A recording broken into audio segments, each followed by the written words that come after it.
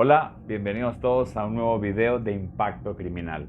Hoy veremos el caso de El Monstruo de los Andes, que es uno de los mayores asesinos en serie de la historia de Sudamérica. No hay duda de que somos producto de las experiencias que atravesamos durante nuestra infancia. ¿O es que acaso hay quienes nacen con la maldad en el alma? Pedro Alonso López es para muchos el mayor asesino en serie de la historia, junto con Luis Alfredo Garavito, con más de 300 asesinatos cometidos en 3 países. El hombre confesó que su mayor placer lo experimentaba al momento de apretar el cuello de sus jóvenes víctimas, hasta que sentía que se les iba la vida, y aseguró además que si salía de prisión estaba seguro de que volvería a asesinar. En abril de 1980 se produjo una gran inundación en Ambato, Ecuador, que causó la desaparición de muchas personas. Las labores de rescate incluyeron la verificación de los cadáveres encontrados con los registros de personas desaparecidas, y así fue como hallaron los cuerpos de 4 niñas que habían desaparecido antes de las lluvias. Este hecho conmocionó a la sociedad ecuatoriana, así que después de investigar, se concluyó que esto obviamente era obra de algún criminal.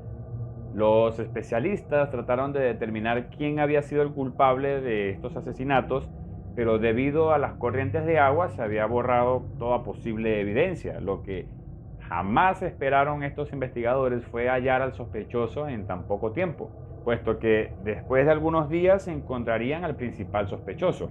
Días después de las inundaciones, un sujeto es detenido en un mercado de la localidad porque trató de llevarse a una joven de 12 años, de nombre María. Carvina Poveda se dirigía a realizar sus compras al mercado del pueblo acompañada de su hija, cuando un hombre desconocido tomó a la joven del brazo y trató de huir con ella. Cuando la madre obviamente comenzó a gritar pidiendo ayuda, los comerciantes de la zona lograron detener a este sujeto. Se llamó a la policía y estos llegaron para detener a este tipo, y una vez que fue llevado a la comisaría lo empezaron a interrogar y le preguntaron que si tenía algo que ver con los cuerpos encontrados recientemente. Pero este sujeto solamente se negaba a contestar, permaneciendo en silencio. Y en un principio se pensó que se trataba de un loco que no comprendía lo que hacía, puesto que solo se reía y otras veces miraba hacia otros lados como si estuviera desorientado, o eso quería aparentar. Los investigadores se dieron cuenta que tenían que emplear una estrategia diferente para hacer hablar a este sospechoso. Entonces surgió la idea de un capitán llamado Córdoba de hablarle a un supuesto sacerdote para ver si de esa manera este sospechoso hablaba. El capitán Córdoba se hizo pasar por el padre Córdoba Gudiño, quien logró empatizar con el sujeto, consiguiendo hacerse amigo de este sospechoso, logrando obviamente las confesiones de sus horrendos crímenes. Aquel hombre se hacía llamar Pedro Alonso López, y la declaración fue difundida a la prensa, y de la noche a la mañana este sujeto pasaría a ser considerado uno de los asesinos más terribles de la historia, confesando más de 300 víctimas, en las cuales afirmó que por lo menos asesinó a 110 niñas y jóvenes en Ecuador, 100 en Colombia y finalmente más de 100 niñas en Perú. Finalizó su macabra confesión diciendo que le caían bien las jóvenes de Ecuador, ya que eran más dóciles, más confiadas e inocentes, no como las colombianas, que desconfiaban de extraños. Pero empecemos por la infancia del monstruo de los Andes.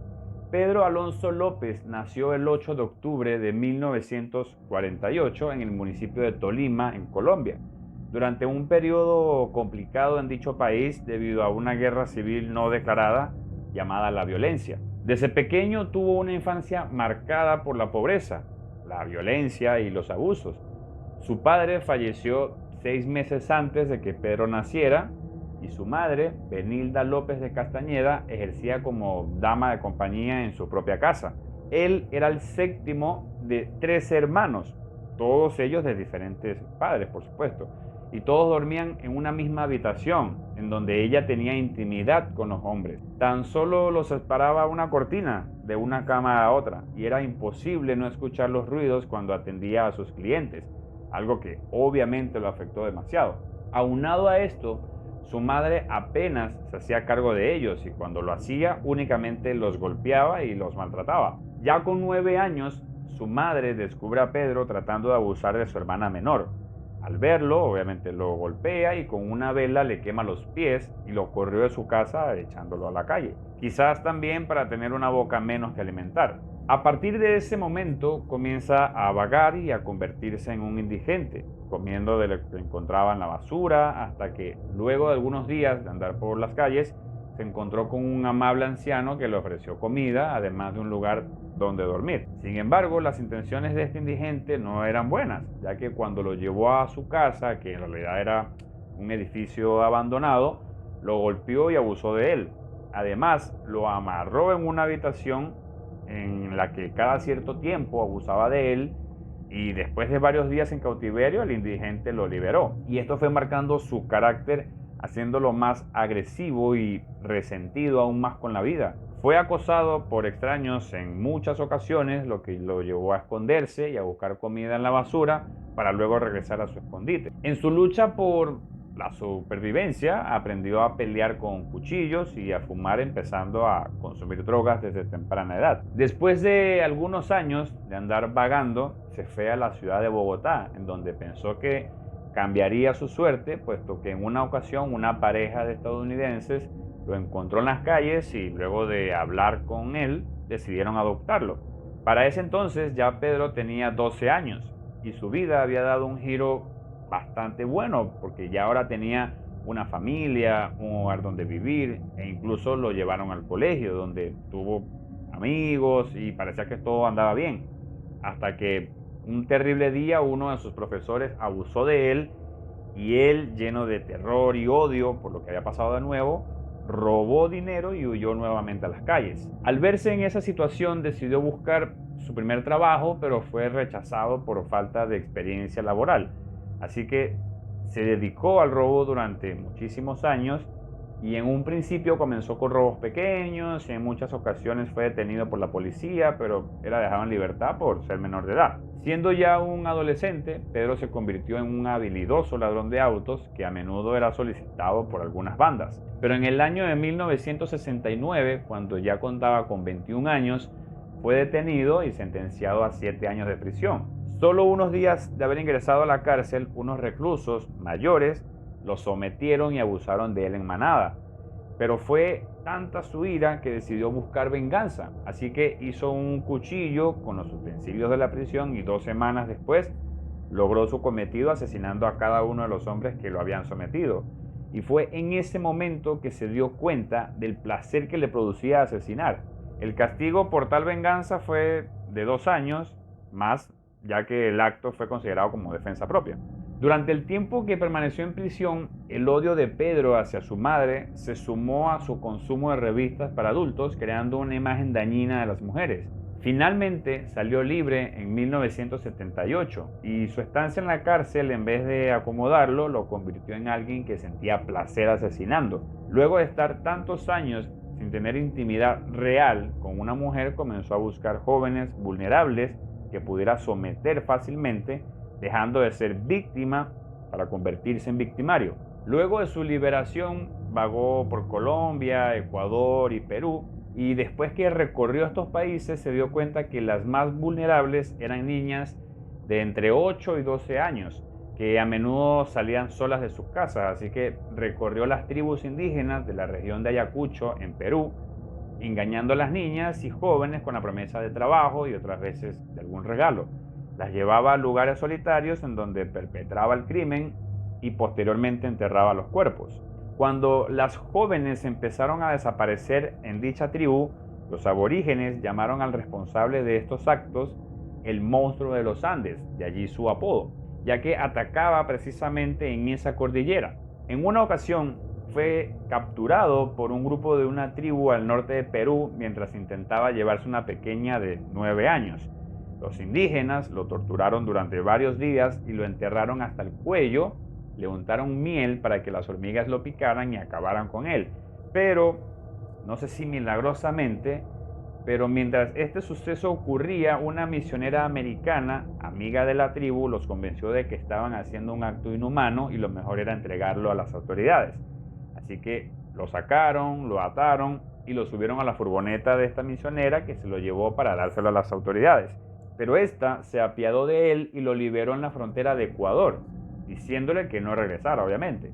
Al menos esta fue la versión que él contó, ya que en una investigación se descubrió que sí fue llevado por la misionera a la policía de Perú y que ésta se negó a comenzar una investigación sobre las niñas desaparecidas. Y el sospechoso, por ser extranjero, lo mejor para las autoridades peruanas fue deportarlo a Ecuador. Una vez en ese país, siguió obviamente aplicando su modus operandi, acechando a niñas vulnerables de alguna etnia.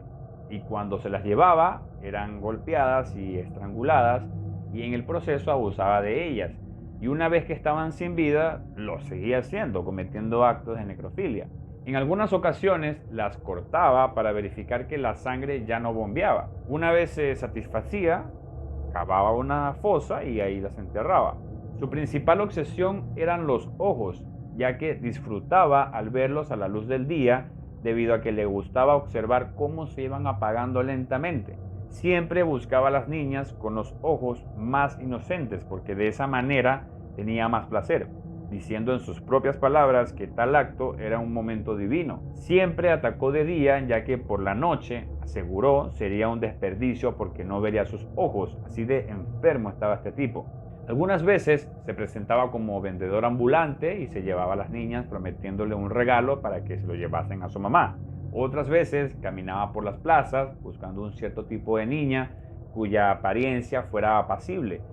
Sin duda era un asesino organizado con un claro objetivo. Durante un tiempo viajó alrededor de Colombia, Ecuador y Perú, cometiendo asesinatos sin parar entre 1978 y 1980. El número de desapariciones de niñas fueron en aumento, pero la policía no sospechaba que fueron asesinos, ya que dicha situación se la adjudicaba a la trata de personas. Fue hasta que en 1980 ocurrió la inundación de Ambato en Ecuador que el agua desenterró los restos de estas 4 niñas y días después de la catástrofe, el error de Pedro lo llevó a su detención al querer raptar a la joven de 12 años. Al no querer cooperar con la investigación, surgió esta idea del capitán Córdoba de hacerse pasar por el sacerdote del pueblo y logró la confesión de los crímenes. Y en un principio se pensó que quizás estaba mintiendo para obtener algo de protagonismo, quizá. Los investigadores estuvieron escépticos de la confesión hasta que Pedro dio la ubicación de algunos lugares donde había enterrado los cuerpos, víctimas a las que él llamaba sus muñequitas. Las dudas de los investigadores desapareció cuando Pedro los llevó a un área de Ambato en donde luego de cavar descubrieron los huesos de 53 niñas de edades que oscilaban entre los 8 y 12 años. Pedro los llevó a 28 sitios más, pero cuando cavaron en estos sitios no encontraron nada. Una vez que regresaron a la comisaría, sumaron estos 53 a los 4 ya encontrados, dando un total de 57 de los 110 asesinatos que afirmó haber cometido. En 1981 fue condenado en Ecuador a la pena máxima de prisión por asesinato múltiple, donde él se declaró culpable y recibió una condena de 16 años, que era la pena máxima en ese país en ese tiempo. Muy poco. Fue transferido al penal García Moreno, donde fue colocado en un pabellón alejado de la población, donde pasó los días solo, escribiendo en un diario y grabando monedas con la cara de Jesús de un lado y del diablo del otro. Según los exámenes psicológicos que le practicaron, este asesino era un sociópata con un trastorno de la personalidad. Solía poner 3 o 4 niñas en un hoyo y hablarles, pero después de un rato se aburría e iba a buscar nuevas víctimas. De hecho, se llegó a especular que durmió con algunos cuerpos. Pedro estuvo preso en Ecuador hasta 1994, cumpliendo 14 años de los 16 que le habían impuesto, gracias a su buen comportamiento. Sin embargo, una hora después, se le detuvo por ser extranjero y no tener la documentación en regla, así que fue entregado a las autoridades colombianas después de que éstas presentaran un pedido de extradición. Una vez en Colombia fue procesado por asesinar a 2 niñas en 1979, pero el juez lo encontró demente y por tanto inimputable, y en 1995 se le recluyó en un hospital psiquiátrico. 3 años después fue declarado sano y puesto en libertad tras pagar una fianza de $50. y con la condición de que siguiera recibiendo tratamiento psiquiátrico y se reportara cada mes en el Poder Judicial. En esos casos, lo que busca el sistema judicial es la rehabilitación del enfermo y no su castigo, por lo que el tiempo que pase en el centro psiquiátrico no depende del crimen cometido, sino de lo que tarde en recuperarse. Antes de salir, les dijo a los psiquiatras que el momento de la muerte, de asesinar, es apasionante y excitante, y que algún día, cuando esté en libertad, sentiré ese momento de nuevo. Estaré encantado de volver a matar. Es mi misión, dijo. A pesar de esta confesión, las autoridades de Colombia lo dejaron libre. Una vez fuera, Pedro viajó al municipio de Espinal, en Tolima, para encontrarse con su madre. Le pidió que se arrodillara y que iba él a darle su bendición a ella. Luego de hablar con ella, le pidió dinero, pero ella, como no tenía, vendió una cama y una silla que tenía para darle y él se fue. Como era de esperarse, Pedro Alonso jamás se presentó ante la autoridad judicial y el monstruo de los Andes desapareció en 1998, luego de la visita a su madre. Un año después de su liberación, el 22 de septiembre de 1999, el hombre, ya de 51 años y con una apariencia descuidada y obviamente varias arrugas en la cara, acudió a una sede de la Registraduría Nacional en Bogotá para reclamar su nuevo documento de identidad y nunca más se le volvió a ver. En el 2002, la Interpol emitió una orden de búsqueda y captura contra Pedro Alonso López por las similitudes con el asesinato de una menor en El Espinal, y en el año 2012 ocurrió otro asesinato de una niña en el municipio de Tunja, también en Colombia, y en ambos homicidios el responsable siguió el mismo modus operandi que el monstruo de los Andes, por lo que se cree que aún sigue asesinando. Hasta la fecha se desconoce su paradero y, de estar vivo, Pedro Alonso tendría unos 75 años aproximadamente. Nunca se le llegaron a comprobar los 300 asesinatos que afirmó haber cometido, pero algunos investigadores del caso piensan que no fue esa cantidad, sino más. Pero algunas personas creen que quizás familiares de sus numerosas víctimas tomaron la decisión de hacer justicia por su cuenta y presumen que fue ejecutado.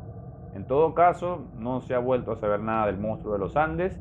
Su madre, por el contrario, dice que está segura que se mantiene con vida, porque ella asegura que siempre que alguien cercano ha fallecido, logra entrar en contacto con su espíritu, y esto no ha ocurrido con Pedro.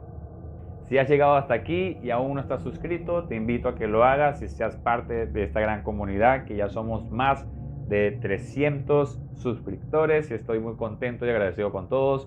Y también te invito a que te unas a todas mis redes sociales. Me interesaría mucho saber tu opinión de este caso, así que te pido que la dejes en los comentarios, siempre con el debido respeto a las víctimas y su familia. Nos vemos en un próximo video.